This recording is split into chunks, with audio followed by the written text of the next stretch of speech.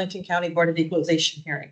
All 5 board members are present, and there are 6 cases on the agenda. The first case is RPC 34027-572 on Richmond Highway. And Mr. Gomez, you can start with your 8 minutes and tell us about this property, sir. Sounds good. Thank you. So the subject property here today is the Clark. It is a 342 unit high rise, originally built in 2017, which also offers 4,913 square feet of retail space. Our main points of contention here today kind of consist around the apartment rent being overstated. We have received a revised worksheet from the county and appreciate the county taking a second look at these, but we feel that it's still worth a discussion to try to bring these numbers to a little bit more to capture a little bit better what is actually going on and what is actually achievable at the property. So our apartment PGI of 10,260,600 is just above what was achieved at the property in calendar year 2024, and we've just made minor adjustments to the rents there.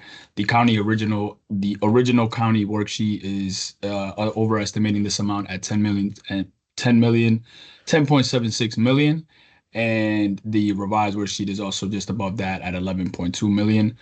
So we felt that while we do appreciate the county taking a second look, we feel that our number was very much so adequate from the jump.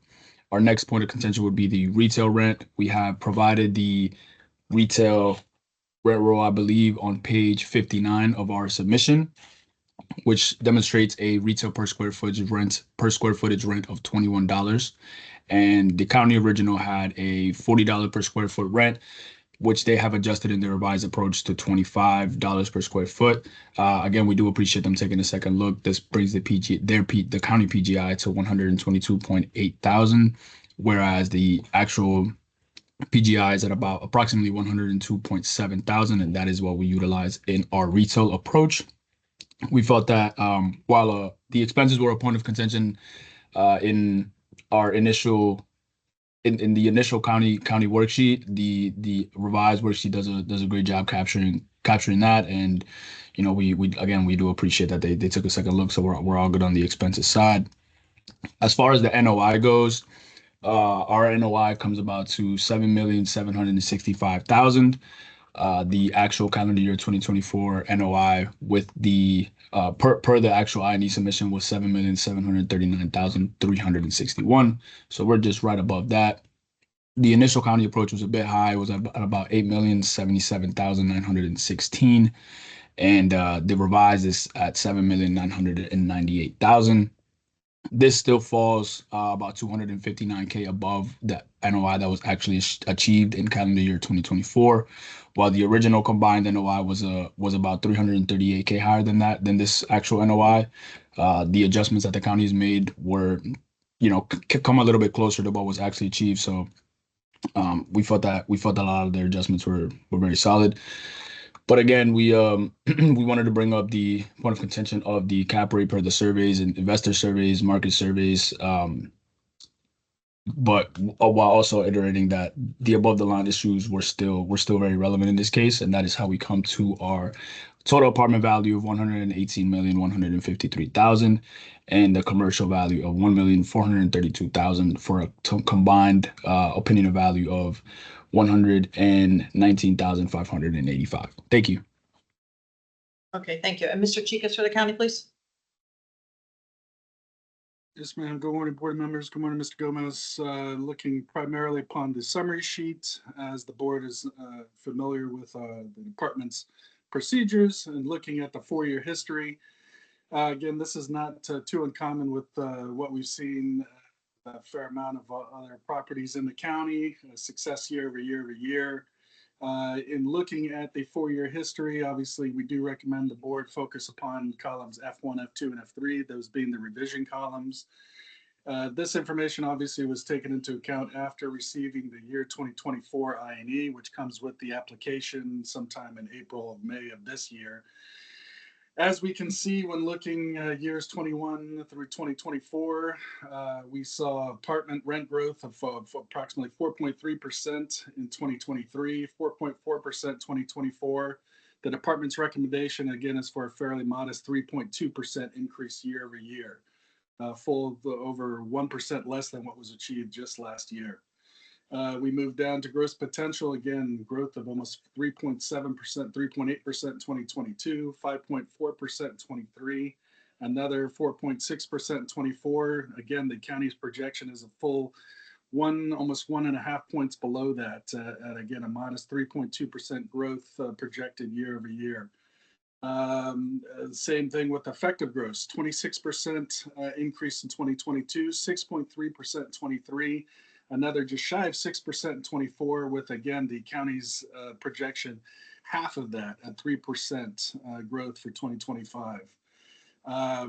We've actually increased our projections for OPEX 2.5% over what was achieved in 2024. Well above even what the owner and appellant believe the OPEX should be. That continues on into NOI, 35% growth in 2022, 8.5% in 2023, and another 7% in 2024. We're at extremely modest, less than half of that growth at 3.4% anticipated growth in 2024.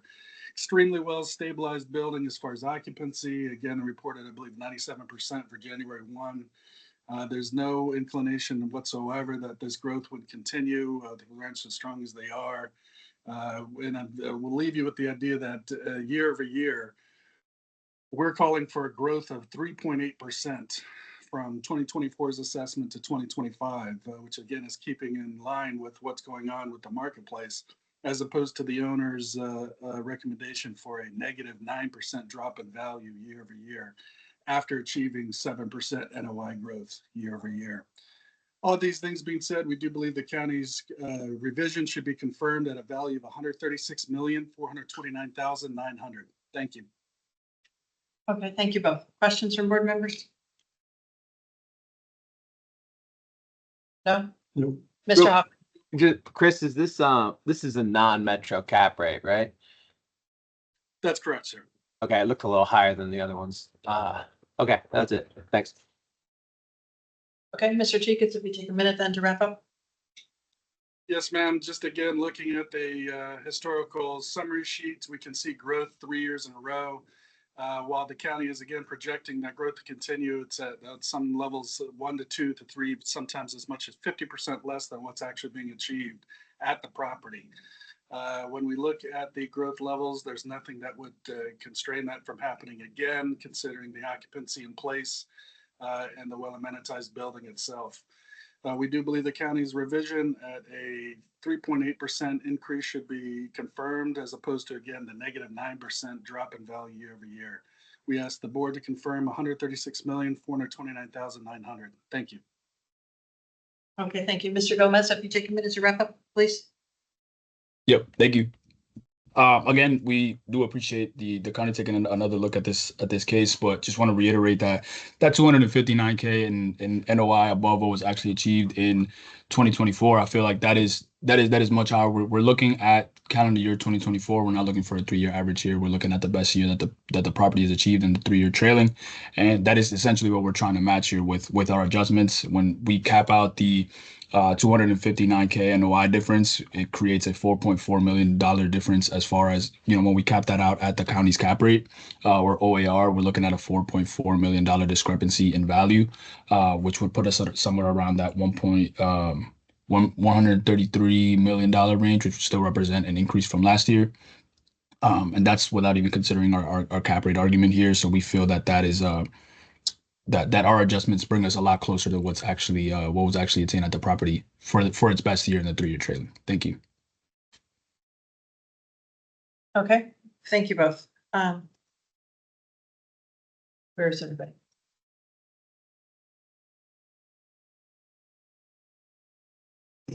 Mr. Penaranda. I'm okay with the revised assessment. I think the numbers that Mr. Chick has used are very reasonable. And, considering what the income and expenses statement that they provide, yeah, I'm okay with it. I'm okay with the advice.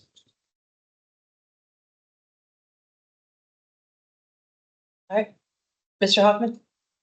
Mr. No, Yates? I agree. Jose. I agree. The county's revision's fine. I totally agree with all the numbers that they compared and the percentages. I did the same thing. All right, the only thing I did, I increased the expenses to 16% on the retail, but it made, I mean, a very, very insignificant decrease, but, okay.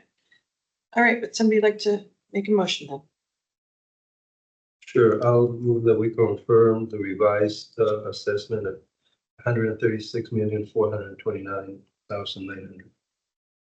Okay, do I have a second? Okay, second by Mr. Mendez, all in favor? Aye, opposed, none, okay. The revised assessment, excuse me, of 136,429,900 has been confirmed. Thank you both. Excuse me, just a quick question. So that was the revised assessment, okay, I see it. My bad. I apologize. Thank you. Okay, no problem. Sorry. Just want to make sure. Okay, so we have Mr. Peralta and Mr. Harmon now. Good morning. Thank you. Okay, and then Mr. Gomez, there we go. Okay, so the next case on the agenda is RPC 1403050 3701 Fairfax Drive. Mr. Harmon, you can start with your 8 minutes and tell us about this property, sir. Yes, thank you, Madam Chairwoman, members of the board. Rob, good morning. So 3701 Fairfax Drive, this is a 175,000 square foot office building. It's right there at Virginia Square at Fairfax and Nelson. It's catty corner from the Virginia Square Metro Station. Now, this property has FDIC leases 171,000 square feet of that building. It's 175,000 square foot total building. The FDIC leases all of the office space there, 171,000 square feet. This amounts to 97.5% of the total NLA is occupied by the FDIC. The remainder of the space is 2 retail tenants on the ground floor. Now, the issue on this property is that FDIC lease. So again, FDIC leases 171,000 square feet of the 175,000 total square feet. If you'd be so kind as to direct your attention to our grounds for appeal shown on page 34 of the county's memo, you'll see that FDIC, they renewed their lease in December of last year at a lower rate. If you turn next to page 35, you'll see the First Amendment to the FDIC lease, which explains the terms of that renewal that was signed in December of last year. Essentially what happened, the FDIC lease was set to expire on March 31st of 2025. This is the second paragraph under the recital section on that lease. The FDIC amendment is an extension for 3 years. This is shown on item number 2 at the bottom of page 35. Moving to the next page, page 36 of the PDF, we see item 3 states the extension period base rent and free rent allowance. Item 3A states that beginning April 1st, 2025, when the renewal takes effect, the base rental rate will be $38 a foot. Item 3B states that FDIC is entitled to free rent for April of 2025, April of 2026, and April of 2027. So each April during the extension is free rent for the FDIC. So that means they're not going to pay rent for 1 month of each year of the extension. Next, at the bottom of page 36 and top of page 37, you'll see that the lease extension abates the tenant's obligation to pay any pass-through income in the first year of the renewal. Moving next to page 40 of the PDF, you can see the signature page with the owner signing the extension on December 3rd, 2024, and the FDIC signing the extension on December 20th, 2024. What this means is that a willing buyer, as of January 1, 2025, would be aware of this renewal in place as of the date of value. So just a brief recap of really the only issue is this FDIC lease. FDIC leases 97.5% of this property. It's essentially all FDIC. FDIC's lease was set to expire at the end of March of 2025. The FDIC and the landlord entered into a 3-year extension of the lease in December of last year. The extension is at a base rental rate of $38 a foot with 1 month of free rent each year spread throughout the lease. The extension also abates pass-through income obligations for the first year of the lease, and a potential purchaser would be aware of this lease as of the date of value. This is, the same logic that the county uses when it results in a higher assessment. They'll say, well, it was signed in the prior year. A buyer would be aware of it as of the first of the year, even if it hadn't taken effect. Same exact thing here. They did sign that extension in December of last year. It lowered the rental rate significantly. It went down to a base rental rate before concessions of $38 a foot. Previously, FDIC was paying over $49 a foot before concessions. So, it's going from $49.33 down to $38 a foot before concessions. So that is going to impact the value of the property. Being a forward-looking projection, we do need to take that into account. That's in accordance with Virginia law, which does require us to consider the leases in place at the property. So going back to our appeal on page 34 of the memo, you'll see we incorporated the lease renewal rate, including the 1 month of free rent each April of the 3 years of the lease. This is the leased office income row in the stabilized potential column. This is how we are directed to do it by Virginia law. So that's the actual lease in place as of the first of the year. Now, knowing that the tenant will pay above market rents for the first 3 months of the year based on their old expiring lease, we added that difference as a below the line addition in accordance with generally accepted appraisal practice. That's something I actually just spoke with an appraiser last week or two and asked him that specific question. And he said, yes, that's exactly how we handle excess rent.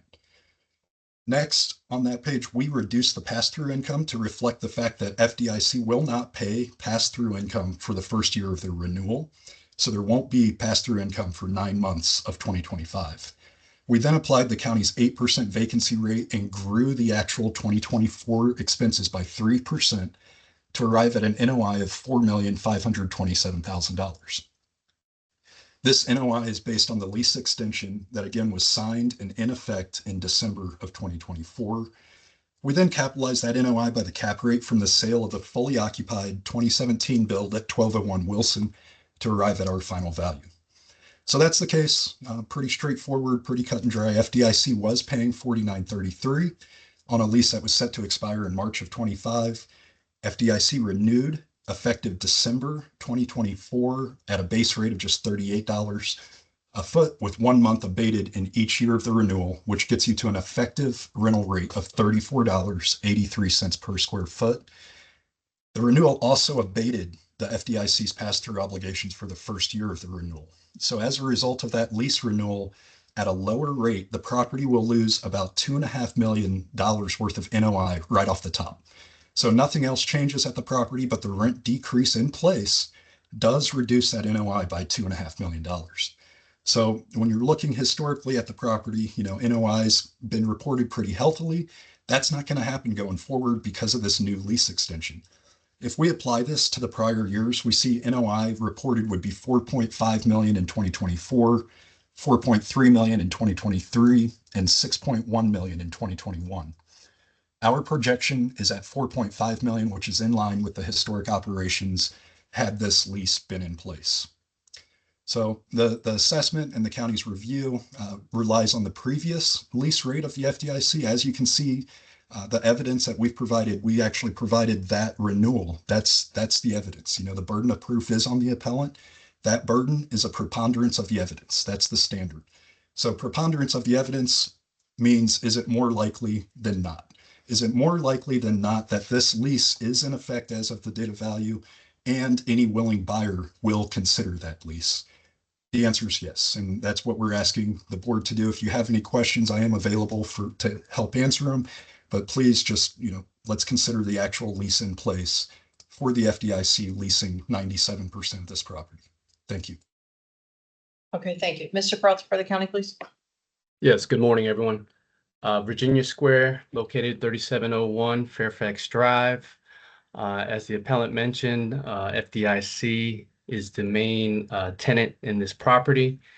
Looking at where this property is situated, it's well situated within the Virginia Square Metro.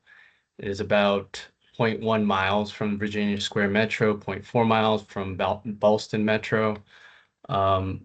Looking at the history, you see that this property was 100% occupied for the last several years. Looking further into the gross potential of the property, as you see, it's well above what the county has assessed the property at for 2025. Some 720,000 less than what is actually reported in 2024. As far as net operating income, 877,546 less than what was reported in 2024. If you look back into 2021, NOI reported at 6.4. That's another 5% less than what we're assessing the property at for 2025. I mean, 2021 was the lowest year of operating year income. So essentially, what this boils down to is this renewal of FDIC. I would like to point out that the commencement date for this new lease isn't until after the first of the year. So drawing the line in the sand, if this were a new lease coming in, how would we view this new lease? Well, it appears that the appellant is flipping script as far as we shouldn't introduce any new information prior or after the fact. When did this tenant move in? If we're treating this as a new tenant, they didn't move in until after the first of the year. They're not due to pay any pass-throughs the first of the year. They're not, maybe even not paying rent the first year, as if it was abated. Now, looking at this, essentially they want us to ignore the past 2023 I&E, whereas when in comparison with respect to equity wise, the other properties were assessed based on that 2023 I&E. And here in this case, the county underestimated what this property would achieve for 2024. And looking at, again, the totals, you'll see that the county was very conservative as with respect to that estimation. So again, the original assessment at $45 a square feet was $4.33 less than what the average of the property did achieve for the FDIC rent that was in place. Even looking at the overall history of this property, you see that there's been increases year over year from 2021 to 2024, yet this property's assessment decreased at, I believe, 8% reduction from last year's assessment. So with that, we do ask that the board confirm the original assessment at $71,848,300. Thank you. Okay, thank you both. Questions from board members? I'll start, Mr. Peralta. So I follow everything that you're saying through the original assessment, but once you got this lease, you didn't find any reason to do a test on this? Well, when looking at what 2024 has shown, 6.9 million compared to what the original assessment is, 6.1, that's essentially what we would test. Now, again, drawing the line in the sand, this new lease would be more beneficial for next year's assessment. Okay. Okay, other questions? Mr. Hoffman? Yeah, what do they do in this building? Is this just general office space, or is there anything special about it? I mean, they got that whole campus next door. I'm actually shocked that they need this building.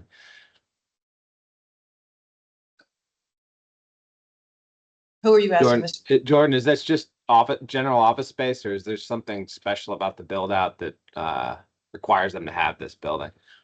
As far as I know, it's just general office, but I'm not 100% certain. Okay.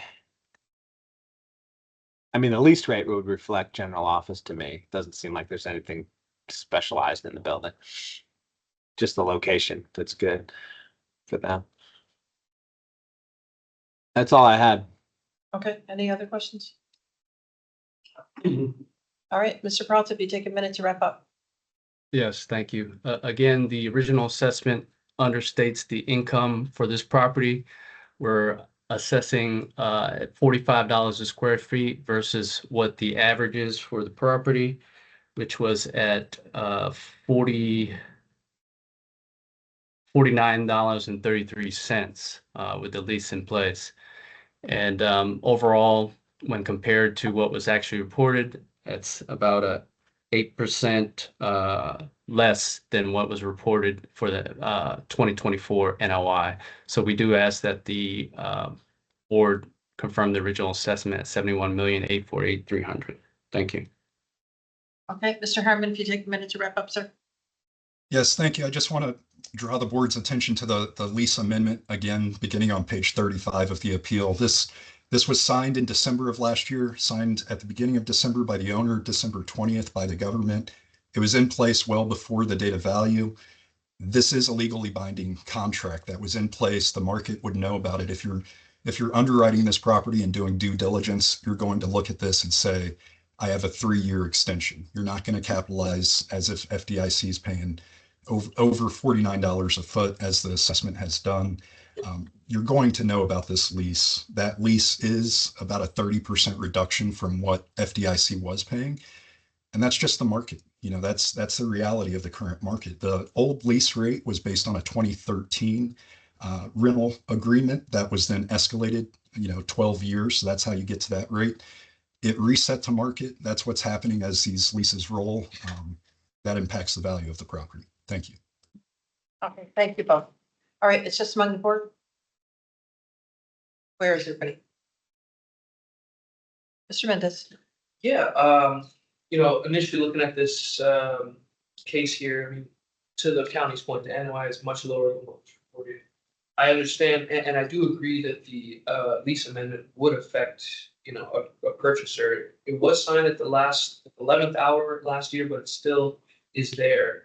But with that said, the NOI is so much lower than what was reported. I don't think we can just ignore 2024 just because there was a lease addendum. So that, and it is a 97% occupied, or actually even 100% occupied, I believe, building, and they're still using the 8% vacancy. So I think I'm okay with it. The value's down to where it was around 2018 or so. So it has dropped pretty dramatically from year over year, and the NOI is up. So I'm okay with it. Fair assessment. All right, other folks? Mr. Hoffman? I tried to do the test column that we never got based on the new lease. And I came up with a NOI of 4,945,975. And I actually increased the retail a little bit because the appellant has the actual numbers in there. So I use the actual retail income, which is a little bit higher than the county. So I guess my point is, at the $71 million valuation, 848,300. That puts this office building at a 6.8 cap. I'm not sure there's a buyer in this universe for that building unless they have inside knowledge that this full building tenant has, kind of an indefinite intent to renew and continue on there. But that's a very risky proposition, considering that you'd be borrowing money at 9 or 10% to try to buy this building at a 6.8 cap. It just doesn't, the logic doesn't work as far as valuation goes. So I think it should be reduced based on the actual stream of income. So when I use the $38 rent, and then I keep the actuals for the retail and the operating expenses, I ended up with that 4,945,000, which at an 8.5 cap, which is still too high, or too low rather, for this risky property. I came up with 58,157,900, which is $332 a square foot. Probably top 5% of office buildings in Arlington County. Puts it up in that 5 to 10% percentile. So I think it's fair. I'd look at this building like they're going to bail unless there's something special about it, but I can't see anything other than the location. There's other office buildings in Virginia Square they could move to. Yeah, I did something, well, I can't say it's similar because yours is far more detailed. I feel that, as was mentioned, the burden of proof is on the appellant, and I feel like Mr. Harmon did Yeah. give us that information. So what I did is I took his numbers and added back the income that he took below the, or did below the line. I added it back above and capped it out at the 8.5 and got 58,963,400. You're right. I mean, we're within Right, I mean, it was very close. 700,000, It's a yeah. little test to you, but, you know, I don't know. I think the lease does impact just because it is a lease for almost 100% of the building, and it's for 3 years. And it was signed by, you know, both sides in December. So I don't know. I know you don't agree with me, but Well, you might be surprised. Originally, when I looked at the case, you know, you reading the first Mhm. pages and all that, you say, you know, Mr. Peralta just went crazy on this because he undervalued the whole thing based on the NOIs and GPIs and all that. But yeah, I mean, we can't ignore, I don't think we can ignore that the lease is actually signed. And I did a little similar, but it's the value that I come up with is very close to both of you. I did use the original assessment, but I just changed the rate to $38. And I went down the column, the whole thing with the vacancy that the county would use, and I used the same expense number. And the final value that I come up with is 58,842,200. that's actually cleaner than mine. Yeah. That's cleaner than mine, I'm- much cleaner than mine. I'm Right. fine with that too. That's kind of where I was going. Yeah, I was originally thinking that he was members that, you know, this should probably be for next year, but it's actually being signed and, you know, it's been provided that, you know, this is really what's happening.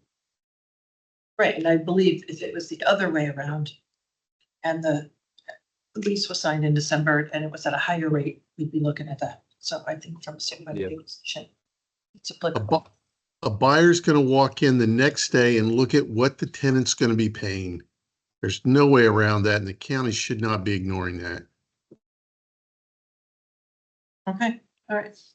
Mr. Penaranda?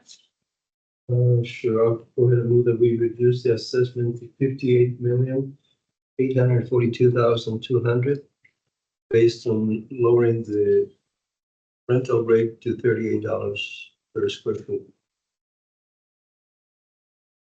Okay, there's a motion. Do I have a second? Mr. Huffman is a second. All in favor? Aye. Opposed? Opposed, right? Yeah. Okay, we have one opposition, Mr. Mendez. So the motion does carry. The assessment is reduced to 58,842,200 based on using $38 a square foot on the original assessment. Thank you. Okay, next case is RPC 14059-034 at 4200 Wilson Boulevard. Mr. Harmon, you can start with your 8 minutes on this property. Your microphone is muted, sir. Oh, thank you. So 4200 Wilson, this is a 172,000 square foot office building in Ballston. The issue on appeal is pretty straightforward on this one. This property was at a stabilized occupancy over the past 2 years. Over that time, it reported an NOI of $4.2 million last year, which is in line with what it was reporting the year prior as well. The assessment assumes an increase of 12% in NOI from what it just reported last year, when it was actually between 7 and 3% vacant. So over the course of 2024, this property was stabilized occupancy, and it was reported an NOI of 4.2 million. So the question presented to us is it more likely than not that a buyer would look at this property and assume a 12% increase to NOI based on really nothing changing at the property? Just, 2024 stabilized occupancy, no changes, 12% increase. Is that accurate with what we know from this property and what's going on in the market? Well, no, a buyer's not going to grow NOI by 12%. Now, the county's test does go even further and suggest a buyer would assume a 32% increase in NOI from what the property reported last year. The county's reconstruction assumes an even larger increase to NOI year over year. So how do the county's three values that they presented get so high? And which value does the county actually believe is the accurate value for this property? So first off, the current assessment understates operating expenses by nearly $300,000 from what the property incurred in 2024 when it was fully occupied. Then, so that's the primary issue with the current assessment. The current assessment does apply a uniform discount to the rents in place to account for concessions. We've presented our concession study on page 71 and 72 of the board book that shows that that is uniform. That is what the county has done with rental rates this year. So no issues on the income, really on the assessment. It's just those expenses being understated by about $300,000 from what was reported last year.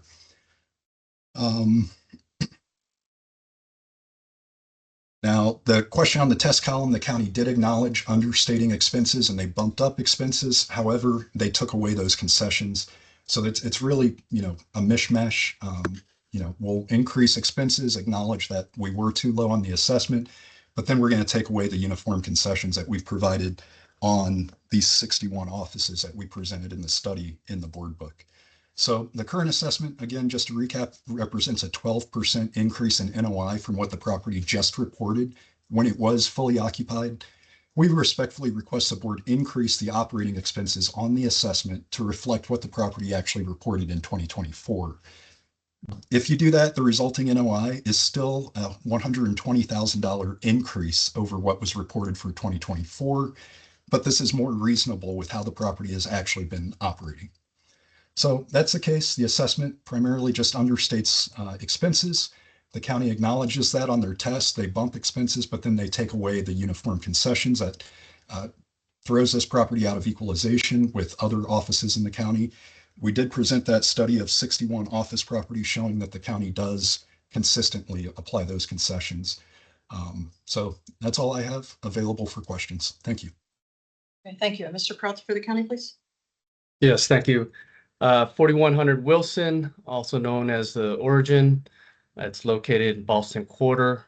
It was built in 2018, so somewhat of a newer property with respect to the other properties in Arlington. Looking at the original assessment, you'll see at $39.25, we undershot the proposed the estimated income when comparing the leases in place, which were at $47.54. The appellant somewhat agrees where their increase or the pro forma is actually $2.18 more than the original assessment. So if there were any changes with respect to expenses, then there obviously should be change to the income as well. When looking at the historical information, you see that the property was somewhat stabilizing over the years. You'll see that the absorption over 21 to 2024 has increased dramatically, whereas right now, currently, we're at 33% vacant for the property, whereas the county is affording an 8% reduction based on the guidelines that was applied to this property.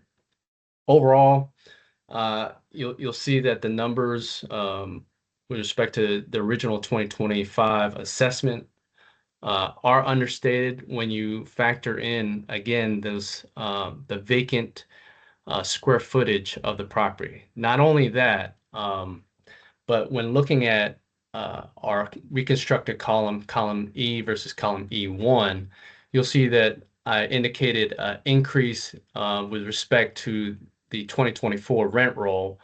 If you turn your attention to page 5 of the packet, you'll see that there was 2 new leases that were signed in 2024, or I should say that started in 2024. And what the original 2024 actual income being reported states, it's missing 3 months of Skyline Renewables because they started their rent March of 2024, and then Cambium Assessment Inc. started in November of 2024. So you're missing 11 months there in rent with respect to how the 2024 INA is being reported. So that's where the change happens. That's where the reconstruction takes that into account. And that's how that the projected NOI is much higher than what was originally actually shown in 2024's INE. Overall, when looking at this property, you'll see that income increased of about 16% from last year to this year, whereas the county's assessment decreased by 6.72%. So when testing this property, we did find that because the leases in place were much higher than the original assessment, we did increase and bump up the rents to $46 a square feet. Again, comparing that to the leases in place at $47.54. We did increase the expenses to reflect $11 a square feet. I think we were a bit aggressive there, whereas they're only reporting 10.92, somewhat close to what $11 is what we're projecting. Still, after testing this property, we're still $19,131 less than was projected, given the again the rent roll in place and using the agent's estimate for the vacant square footage at $40.25. Again, we feel that the original assessment is supported, as you know, compared to the test, because the test is actually showing an increase. So we do ask that the board confirm the original assessment at $52,761,500. Thank you. Okay, thank you. Questions from board members? No? Okay, Mr. Peralta, if you have any final comments to wrap up in your minute? No, just stressing again that the income increased 16% versus from last year to this year, and the county reduced the assessment by 6.72%. Again, when comparing the original rent per square feet, we're $8.29 less than what is being reported in 2024 rent roll. Thank you. Thank you. Mr. Harmon, if you take a minute to wrap up, sir. Yes, thank you. So this property was between 7% and 3% vacant throughout 2024. That means with the county's uniform vacancy rate of 8%, what it reported for 2024 is right in line with that. You don't need to do a reconstruction, gross up income, then back it back out. We have that. We have that information right there in 2024, reporting an NOI of 4.2 million, which compares with the assessment at 4.7 million. So a $500,000 increase projected by the assessment. That's a 12% increase over what the property just reported. That's largely because the assessment understates expenses. They have 1.6 million in expenses versus what was reported, 1.873. You correct that on the assessment, it brings the NOI in line with what the property actually reported. It's still an increase. It comes out to 4.446, which is 220,000 higher than what the property did in 2024 when it was at a stabilized occupancy throughout the year. Thank you. All right, thank you both. Okay, it's just among the board. Where are folks? I Mr. don't Penaranda? have any issues with the assessment the way it is. I think the numbers are lower than what the balance staff. I think this is just a cap issue more than anything else. So I'm okay with the assessment. I agree. I don't have near the angst I had on the previous two. Anything different, gentlemen? Yeah. Impressed with the lease up. Yeah. It's done well.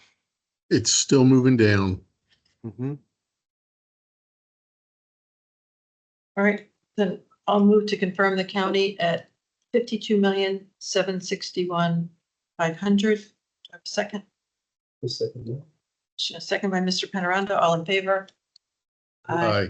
Opposed. Okay, it is unanimous. The county is confirmed at 52,761,500. Thank you. Okay, the next case, RPC 140210022. There was a request on the 6th to withdraw the case. I assume, Mr. Peralta, you have no objection? No, I don't. Okay, I'll move to accept the withdrawal. Do I have a second? Mr. Mendez, the second, all in favor? Aye, opposed. Okay, that case has been withdrawn. Okay, the next case on the agenda is RPC 1800710 at North Cleveland. Mr. Harmon, you can start with your 8 minutes and tell us about this property. Yes, thank you. So this is 2500 Wilson. It's a 105,000 square foot office building. It's located between Clarendon and Courthouse, just past the Whole Foods. This property has been on average 58% vacant over the past 5 years. It was 52% vacant on January 1, 2025. The issues on appeal are the rental rate, the operating expenses, and the cap rate. Looking at the rental rate first, rents in place are at an average of $42.77 per square foot. The county's revision imputes rents at $42.50 a foot. This is an increase from last year's assessment at $39 a foot that was used on that assessment. The issue here is a uniformity issue. Now, I'm going to reference the concession study that we provided in the board book on page 71 and 72 as evidence of how the county considers concessions. On average, the county has applied a 9% discount to office rents on average. In this case, the county's revision is a discount of only 2%. A uniform discount, as proven by the study that we provided in the board book as evidence, results in a rental rate of $38.92 a foot. Next, the county's revision decreases operating expenses from $10.45 a foot on the initial assessment to just $10 a foot. This property's reported average operating expenses of just over $9 a foot over the past 3 years. Over that time, it was more than 50% vacant on average. So a 50% vacant building reporting $9 a foot in operating expenses. Since the assessment has grossed up income to reflect a stabilized occupancy at 72%, so too should the revision gross up expenses to reflect that 72% occupied building versus the actual 48% occupied. Extrapolating from prior year's expenses, we see that a more appropriate expense load is the $10.45 a foot used by the initial assessment. Finally, this property, again, has suffered from chronic high vacancy over the past 5 years. Over the past 5 years, average vacancy has been 58%, and it was 52% as of the date of value. Now, this high vacancy is in spite of the owner's attempts to lease up the space. Mr. Peralta and I inspected this property twice, first in 2021, again in 2023. What we observed on these inspections, we saw the owner had built out some spec suites, trying to lease up. They had improved amenities at the space, which we hear repeatedly that results in more value for the property. The county makes effective age adjustments based on these improvements, saying that it's more valuable. It's not working. They've built out spec suites. They've renovated the amenities. They have it professionally marketed for lease. Despite all that, this property hasn't been below 50% vacant since 2018. So the vacancy is a result of the poor market and the poor positioning of the property. Again, the last time it was less than 50% vacant was in 2018. So this property has struggled for at least the past 6 years, which predates the pandemic. It was only exacerbated by the pandemic. This is also in line with the market. Arlington County themselves put out a report last year stating that 51% of office space in the county is either distressed or at risk of distress, which is where this property is. So this chronic high vacancy predates the pandemic at this property, and it's in spite of all these efforts by the owner to lease it up, building out spec suites, renovating amenities, professionally marketing it. They can't get it below 50% vacant. So given the chronic high vacancy at this property, we do request the board increase the cap rate to reflect the high risk to the income stream presented. Thank you. Thank you. Mr. Peralta for the county, please. Yes, thank you.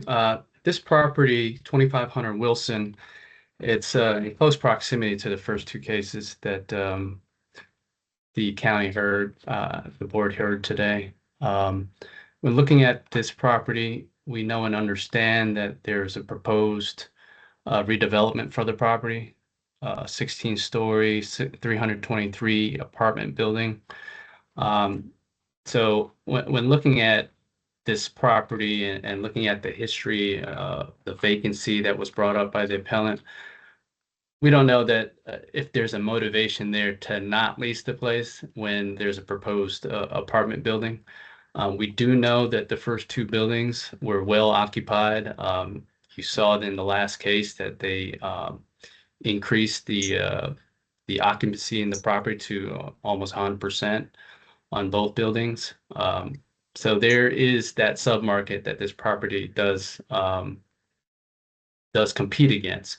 So to see that these increases of 50% vacancy compared to those properties is kind of speaking to what I believe is the redevelopment of this property.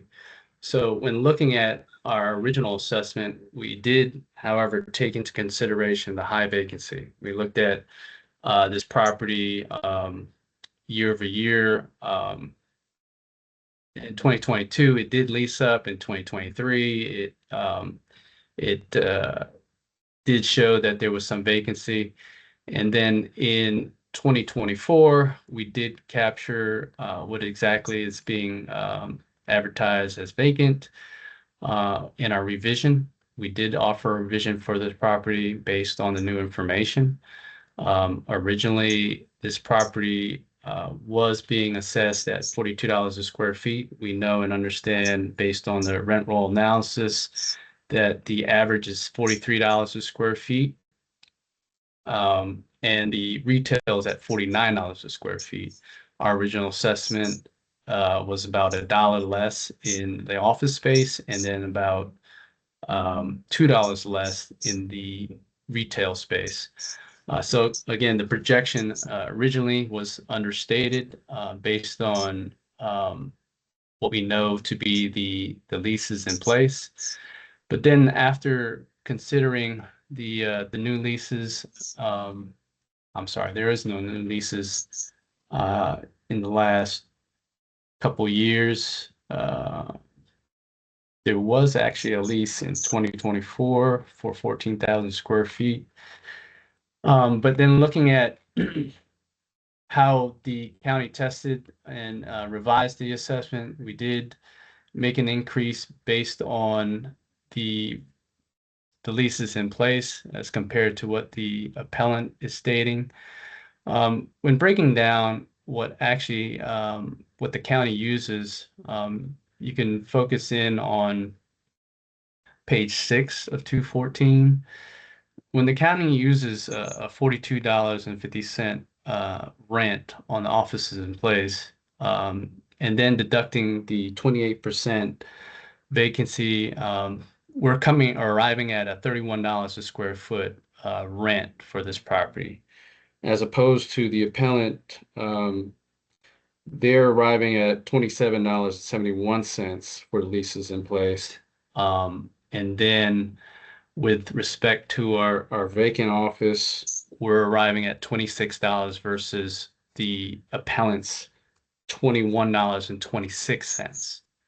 So again, you compare that to the market and you see the effect that this vacancy, not market vacancy, in my opinion, the market, as we know, based on our guidelines, was closer to 28% versus this property has above market vacancies. But when you compare that back again to those two properties that we just heard, we know and understand that other properties are leasing up. So looking at the overall change, we did back down from our expenses from the original assessment. We overshot the expenses by about 45 cents when compared to 2023's I&E. But then looking at 2024, where the property did lease up, we saw the expenses go down at $8.39. We do feel that at stabilized, it's closer to $10. So that therefore we tested at $10 and made the reduction to about $18,499,900. And that's the value that the county is asking the board to approve. So with that, we're open for questions. Thank you. Okay, thank you. Questions from board members? Mr. Mendez.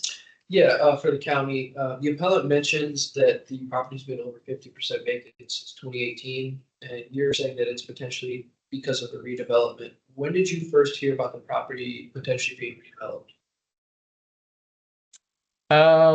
Well, upon review, I did find that there is a proposed apartment building being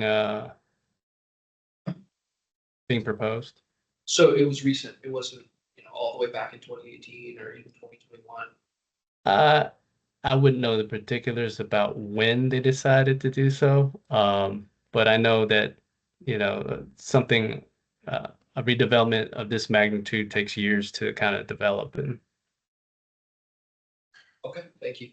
Okay, Mr. Yates. Robert, when you say proposed, what do you mean proposed? Do you hear it from on the street or something filed with the county or someone in the ownership?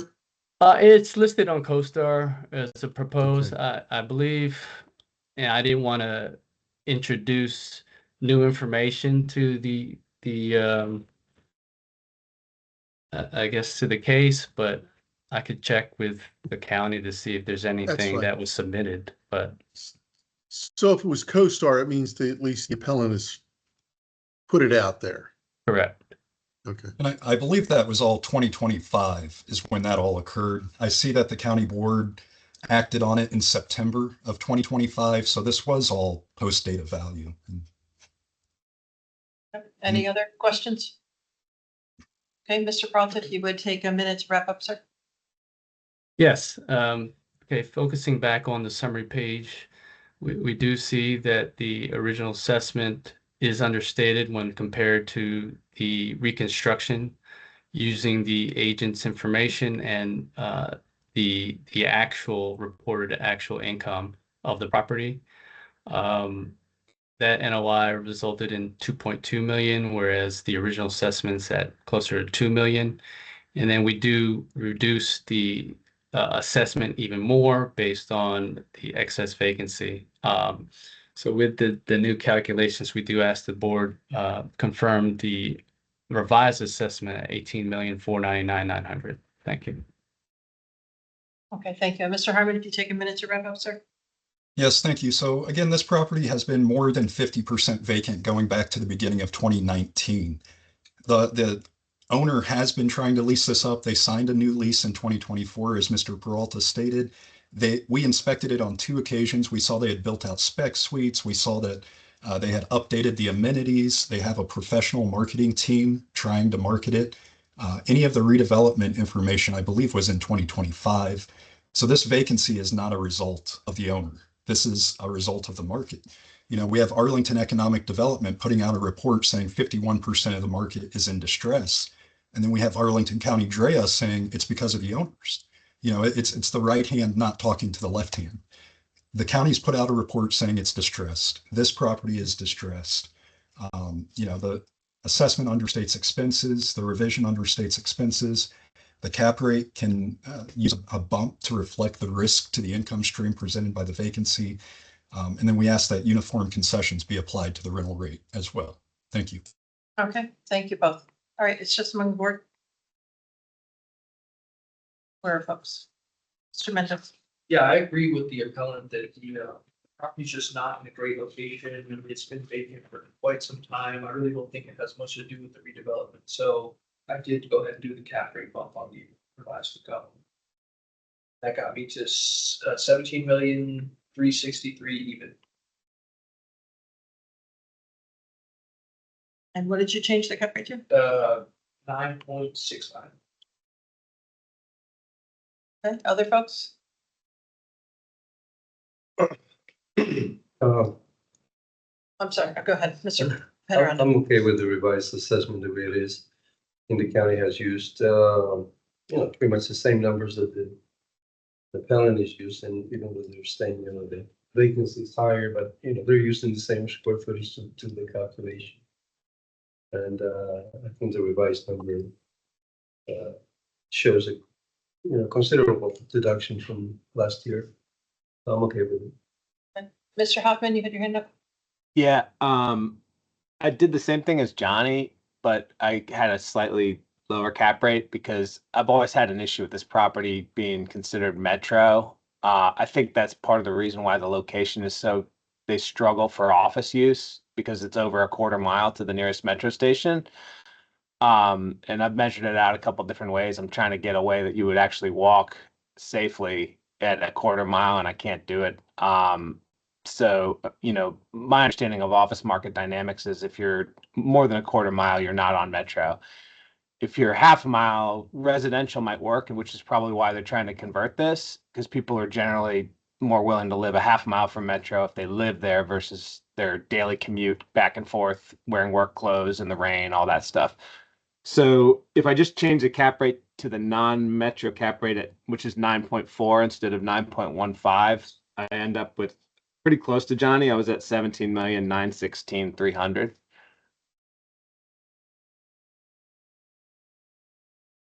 And I think the only difference is just the difference between the two cap rates. All right, Mr. Yates? I didn't look at it the way Greg did in that, but I did look at the dropping at the 50 basis points, but at the same time, I did, with the idea of what even the new lease it signed was at $31 something, and it was a short-term lease. They probably took the space as is. They're just keeping a little income coming, and they knew they're redeveloping this. Yeah, I could confirm it, but I could also see the 50 basis points. I don't want to be in the middle deciding where are you, Mary? I'm basically the same. I'm stuck in the middle. I probably lean a little bit more towards confirming. Yeah, it's kind of where I understand. came. Yeah. It's kind of where I It's so came out close. to. It is close. Yeah, I mean, it's not a significant difference even, going to the 9.4. So I would probably lean more with Mr. Penaranda. All right, so we have 3 confirmations. All right, okay, Mr. Penaranda? Sure, I move that we, has this been reduced? Reduced to the county's number. Yeah, we reduced the assessment to the revised number of 18,499,900. Okay, I will second that. All in favor? Aye, opposed? This is unusual, but this is a 3-2 vote without Mr. Hoffman and without Mr. Mendez. But the county's revised number of 18,499,900 has been confirmed. And the last case on the agenda is RPC 1404113 at 3865 Wilson Boulevard. Mr. Harmon, you can start with your 8 minutes on this case. Yes, thank you. If you'd be so kind as to direct your attention to page 43 of the PDF, you'll see our grounds for appeal. So this property sold on December 20th of last year for $25,700,000. So 11 days prior to the date of value, it sold in a widely marketed fair market value transaction for $25.7 million. Now that December 20th, 2024 sale is representative of the fair market for the subject property. According to Virginia law, a property for fair market value needs to be offered for sale by one who desires but is not obliged to sell it, and purchased by one who is under no necessity of having it. That's exactly what happened here. The subject property was brought to market by Cushman and Wakefield. Their marketing efforts included teasers sent to 2,500 qualified investors. This resulted in 109 confidentiality agreements being signed, 16 investor tours, 10 bids for the property. They then went back and did second round bids from the top 5 bidders. They then went back for a third round of bids, trying to get it as high as possible. And they got best and final offers from the top 3 second round bidders. That $25.7 million bid was the best offer they received. Now, this property at the time of sale was 71% leased. The majority of the leased in LA at the property is defense contractors. Mr. Peralta and I did inspect this property, I think last month, a few weeks ago. We saw that it's a good building. It's 71% occupied, defense contractors, sticky tenants. We saw some of the offices had DARPA breakout rooms, so it looks like there may be some co-location requirements. We saw some skiff space. So this property is, it was 71% occupied at the time of sale. As of the date of value, 71% occupied. And it sold December 20th, 2024 for $25.7 million. So in addition to inspecting the property, Mr. Peralta was also provided the leases for all the tenants in place. So he has all of the info that the market had.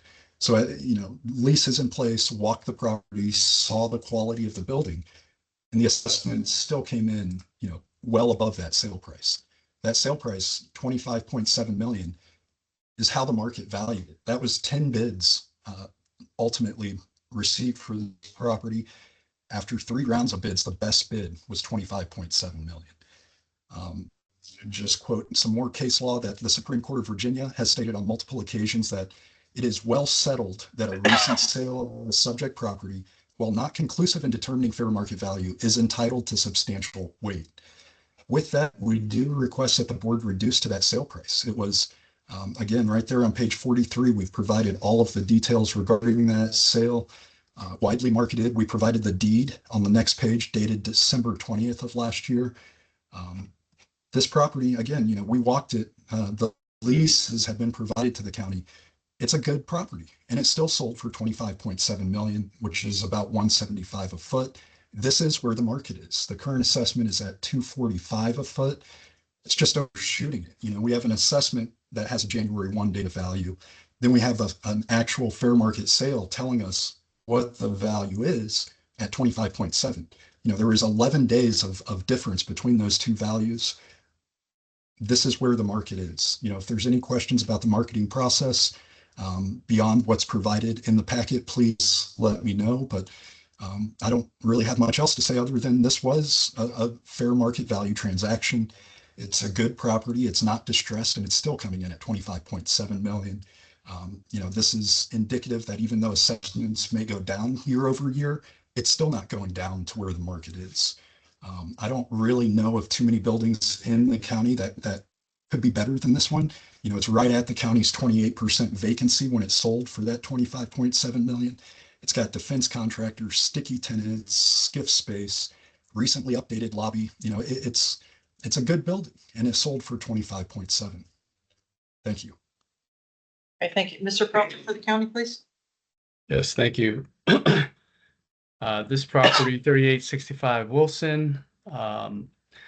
When looking at this property, we know that there were renovations done to the property. They refreshed and modernized the atrium lobby. And then there's a new tenant conference center and lounge on the property as well. Looking at the rent roll, neither two were indicated there as far as the square footage was concerned. That those new amenities weren't captured there in their most recent 2024 rent roll. Again, this property was being assessed in its original condition at 2002. And we know that those renovations were done upon inspection. So that would essentially change the effective age of the property. Knowing that that sale occurred in December of 2024, what the property owners did submit was an I&E of, I believe, as the appellant has stated, I guess about 11 days of income there in column E. So therefore, it was the department's objective to analyze the data and look at the rent roll and see that that income is only showing the 11 days. So a reconstruction had to happen for this property. So looking at the leases in place, we did use the appellant's per square foot rates at $37 a square feet. We did look at the vacant square footage at $36 a square feet because we know that looking at the leases in place, we did find an average of $41.70. We did see that there's a range that's being asked in CoStar of $36 to $43 a square feet. So the county is assuming on the lower end of that range at $36 a square feet, whereas the appellant is closer to $32.40, which I believe includes some type of concessions. But knowing and understand our methodology and how we value these properties, these office properties, you know that the vacancy at 28% reduces those rents by a significant amount. If you look that direct effect, we're reducing rents by about $1.5 million from the leases and the rents that are in place. So looking at this property, we really had to do a reconstruction. Looking at the prior years, on average, we did reconstruct the pass-throughs. We did look at the other income and the miscellaneous income and tried our best to reconstruct that to give a more accurate depiction of what the gross potential of this property could achieve. And knowing that there was about 7 new leases negotiated in this property. Now, I don't know exactly when these were negotiated. I do know that they didn't start or commence until 2024 for the majority. And that again is about 64,034 square feet of space that was leased since I believe since the sale of the property. Now, looking at what those average leases are for the new leases, we're at $41.70 for those leases. Again, the original assessment we did show at $41 a square feet. So we're somewhat accurate as far as what this property can achieve based on the rent roll that was submitted. Overall, looking at the county's test, we did test at the $10 a square feet, which was similar to what was reported in 2023, where we had a full year's worth of income. And you look back in 2022 and 2021, $10 seems to be what, could be stabilized for the expenses. So overall, we did come up with a value that was higher than original assessment. And we do ask that the board confirm the original assessment at $34,699,300, with the understanding that this property did undergo renovations. It did lease up 64,000 plus square feet. And the 2025 assessment represents a 17.67 decrease from last year's assessment. Thank you. Okay, thank you. Questions from board members? No? Okay, Mr. Peralta, if you take a minute to wrap up then. Yes, just to reiterate, we did keep the same rents when we tested the property. We looked at the 3-year averages for the past 3 years of full income. We did try to reconstruct the potential of this property based on the agent's $37 a square feet, and we came up with a value higher than original assessment. So we do ask the board confirm the original assessment. Thank you. Thank you. Mr. Harmon, if you take a minute to wrap up, please. Yes, thank you. So we didn't hear the county address the sale at all. Not at all. I mean, that's the elephant in the room is this property sold in a widely marketed fair market value sale 11 days prior to the date of value. Virginia law says where there has been a recent sale of the property, of course, such sale should be considered. What we heard from the county was, look at my models. I looked at the models. I got into the models, did this. I saw some 2025 leases on my September of 25 inspection. Those weren't there as of the date of value. This is where the market valued it at. 10 bidders came and looked at this property, had the same information that Mr. Peralta has, same leases, same inspection. They came to the conclusion that the highest value for this property was $25.7 million. That's what we request the board consider in accordance with Virginia law. Thank you. Thank you both. All right, it's just among the board. Where are folks? Mr. Hoffman? I'd go with the sale price. And if you don't believe the sale, for some reason, there was another sale, I think 3 months earlier, right down the street on Wilson at 4075 for $148 a square foot. And that's a newer building. So I think Cushman actually did a good job scraping 10 bids together and getting it to 178. So I'd confirm at the sale number. All right, Mr. Yates? That's where I am too. I agree as well. It's a recorded deed, so I hopefully we can do it. Okay, all right. Ready for a motion?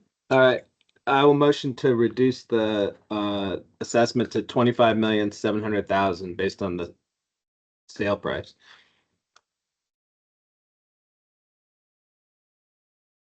Okay. and Second. a motion and a second by Mr. Yates. All in favor? Aye, opposed, none. Okay, the assessment is reduced to 25,700,000 even based on the sales price of December 20th, 2023. Thank you all. Okay. All right, that completes the agenda. So if anybody have any business? No?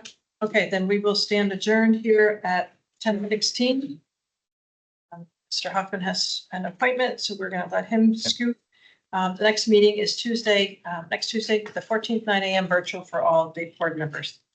Thank you.